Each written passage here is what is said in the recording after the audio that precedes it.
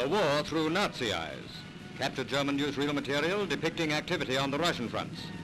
Soviet tanks fired on at point-blank range in the region of Rzhev. Pictures which told the people of the Reich how their supposedly invincible divisions were smashing the Soviet armies into immobility.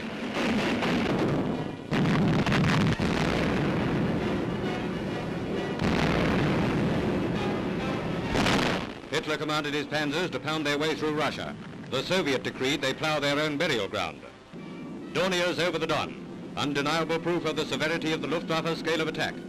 Yet is it even not more amazing that despite it all, the Red Armies are sweeping all before them.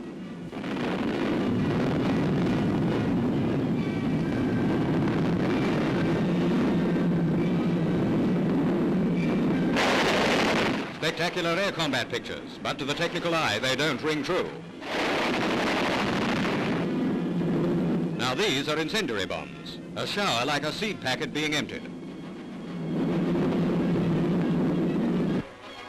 German Alpine troops, with a short-term lease on a snow-covered mountain range in the Caucasus, install their guns on a peak overlooking a Russian emplacement. Grand scenery now happily rid of these unpleasant tenants, thanks to a particularly shrewd landlord, a man called Stalin.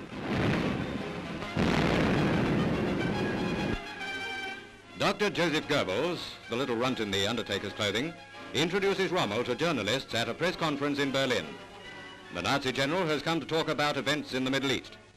This is a throwback to the days when Rommel was well planted in Libya. The Herr Doctor simply dripping with cordiality. So they all flapped their hands and the desert big shot went in to see Adolf what's-his-name. Click, snap, Heil, and the Nazi warlord-in-chief handed out a Field Marshal's baton. The Führer and Rommel would have been oh so happy if they hadn't kept thinking of the man who was about to gum up the Nazi works, a man called Montgomery.